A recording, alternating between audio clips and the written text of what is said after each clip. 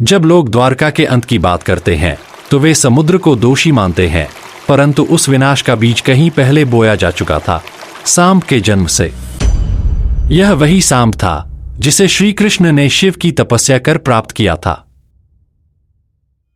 जाम्बवती को संतान न होने की चिंता थी। श्री कृष्ण ने शिव की उपासना की और वरदान स्वरूप सांब का जन्म हुआ। वह तेजस्वी और बलशाली था, परंतु उसमें धीरे धीरे अहंकार घर करने लगा। युवावस्था में उसका आचरण बदलने लगा।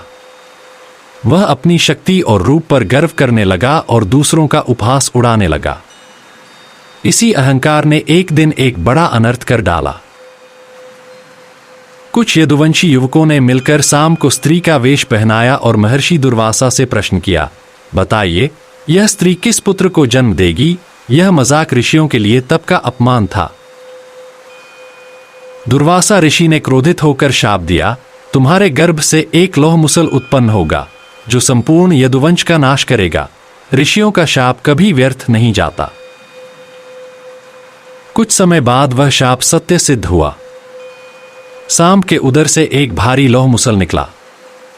यह देखकर यदुवंशी घबरा गए। उन्होंने तत्काल निर्णय लिया कि इसे समुद्र में नष्ट कर दिया जाए। मुसल को चूर्णित करके समुद्र में फेंक दिया गया, परंतु समुद्र ने वह चूर्ण तट पर ला फेंका। उसी चूर्ण से धारदार घास उग आई जो दिखने में साधारण थी, परंतु उसके भीतर था विनाश का जहर। श्री कृष्ण ने इस घटना को चुपचाप देखा। वे जानते थे कि समय अब पूर्ण हो चुका है। उन्होंने अपने कुल को प्रभास तीर्थ बुलाया, जहां सभी यदुवंशी एकत्र हुए। एक दिन वहां उत्सव का आयोजन हुआ। नशे और मदिरा के प्रभाव में अहंकार जागा और वाणी में विष भर आया। वाद विवाद हुआ और फिर वही धारदार घास अस्त्र बन गई। यदुवंशी आपस में भिड़ गए।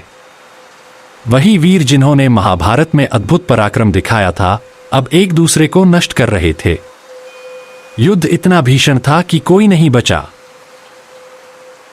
सांब भी उसी विनाश का शिकार बना। जिस पुत्र को शिव से मांगा गया था, वह यदुवंश के अंत के साथ ही समाप्त हो गया। यह लीला श्री कृष्ण की आंखों के सामने घट रही थी। श्री कृष्ण ने इसे रोका नहीं। वे जानते थे यह कर्म का फल है। कुछ समय बाद वे एकांत में गए और ध्यानस्थ हो गए। तभी एक शिकारी ने उन्हें हिरण समझकर तीर मार दिया। उस तीर की नोक वही मुसल का अंश थी जो समुद्र में फेंका गया था। श्री कृष्ण मुस्कुराए और अपने शरीर का त्याग कर दिया। उनकी यह मुस्कान थी सृष्टि चक्र की स्वीकृति। श्री कृष्ण के प्रस्थान के बाद समुद्र ने द्वारका को निगलना आरंभ किया। कुछ ही समय में वह स्वर्णनगरी जल में समा गई और एक युग का अंत हो गया। यह कहानी केवल एक शाप की नहीं, बल्कि कर्म, अहंकार और नियति के अदृश्य ताने बाने की है। सांब एक पात्र था, माध्यम था उस लीला का जिसे स्वयं श्री कृष्ण ने रचा था। यदुवंश का अंत यह दिखाता है कि चाहे आप कितना भी महान क्यों न हो, यदि आपके कर्म अधर्म से जुड़े हैं तो उसका फल निश्चित है। यही सनातन धर्म का सबसे बड़ा सत्य है। श्री कृष्ण ने अंत तक किसी को दोष नहीं दिया, क्योंकि वे जानते थे कि सब कुछ समय के अधीन है। जो जन्मा है वह नाश को प्राप्त होगा, यही सनातन नियम है।